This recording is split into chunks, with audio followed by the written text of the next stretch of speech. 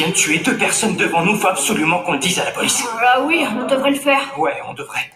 Quand tu dis que tu crois qu'on devrait, tu crois vraiment qu'on devrait? Bah, je pense. Tu crois qu'on devrait ou tu penses qu'on devrait? C'est pas la même chose. Bah, je crois que je pense qu'on devrait. Tu crois que je pense qu'on devrait? Bah, ça, c'est toi que ça regarde. La conviction de chacun est propre à chaque individu. Attends, pause.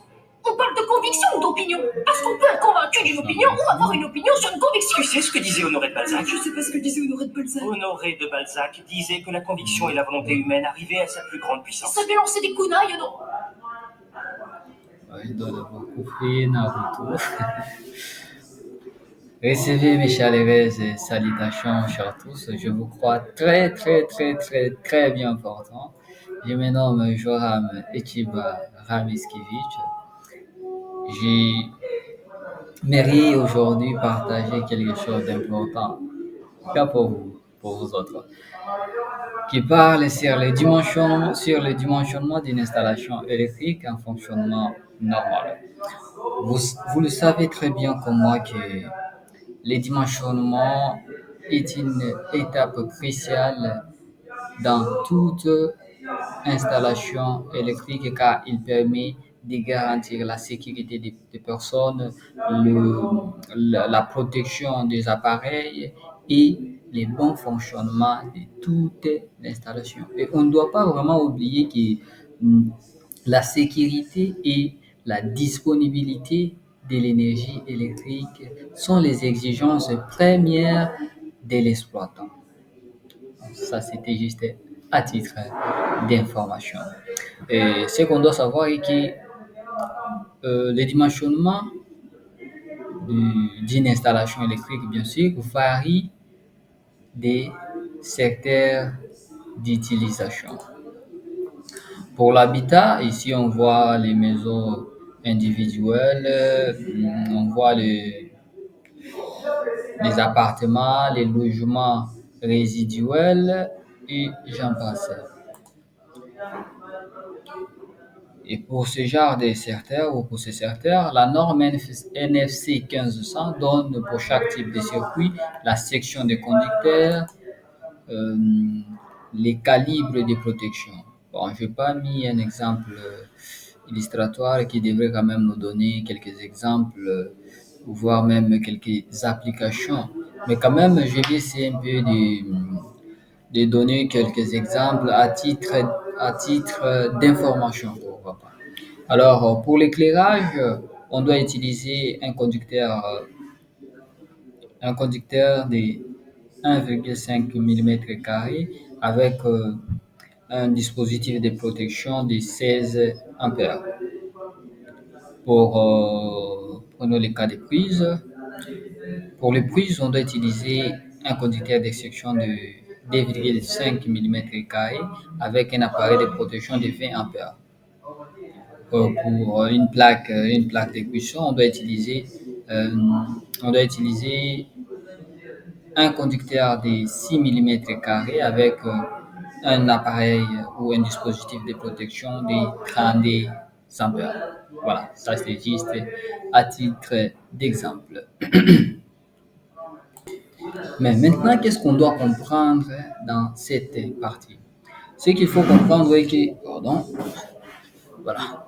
Ce qu'il faut comprendre est que dans l'habitat, le dimensionnement est standardisé et normatif, ce qui simplifie bien sûr la conception. Donc c'est ça ce qu'on doit comprendre dans cette partie ou la partie qui parle sur les dimensionnements d'une installation électrique pour l'habitat. C'est ça ce qu'on doit comprendre. Voilà. Pour les secteurs tertiaires, ici on voit les bureaux, les hôpitaux, les écoles, les centres commerciaux, les banques, donc les ERP. ERP. Oh, ça ne passe pas. Oh, voilà, ça c'est un hôpital. Donc là, on est toujours dans le secteur tertiaire. Dans le secteur industriel, on voit les usines, les ateliers, les chaînes de fabrication, les sites industriels lourds et j'en passe.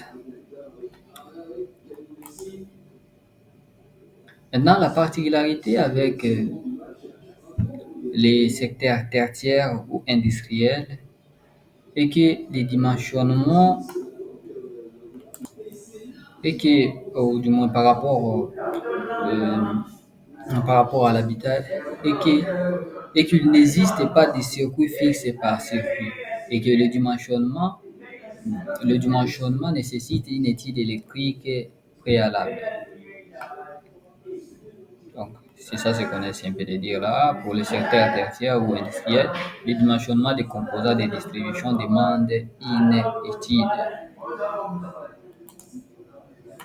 Et cette étude tient compte de longueur de câbles, de charges et des risques.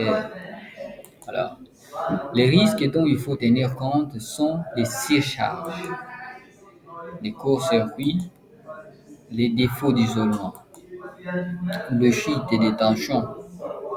Je pense qu'il doit faire des petites vidéos où ou du moins je vais commencer à expliquer les différentes parties que je vais dépasser un peu vite fait là, pour que la vidéo soit courte.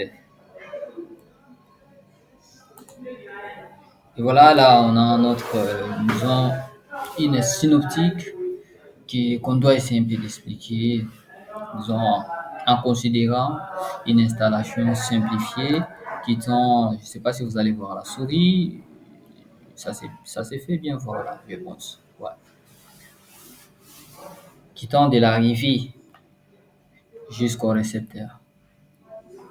Donc là, on voit les appareils de protection, donc l'appareil de protection, les conducteurs et les récepteurs. Comme je l'ai dit, c'est une représentation simplifiée de l'installation. Alors, ici, on voit le récepteur.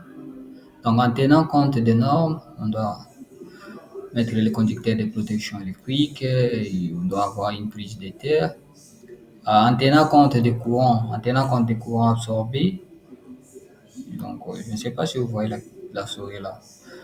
En tenant compte des courants absorbés, on doit calculer les courants d'emploi, on doit déterminer la section du conducteur, aussi avec les facteurs de correction, on doit déterminer le courant nominal. Or, ici, on vient de voir que le courant nominal doit être inférieur ou égal au courant nominal. Là, je parle du courant d'emploi, je m'excuse. Le courant d'emploi doit être inférieur ou égal au courant nominal et le courant nominal doit être inférieur ou égal au courant admissible.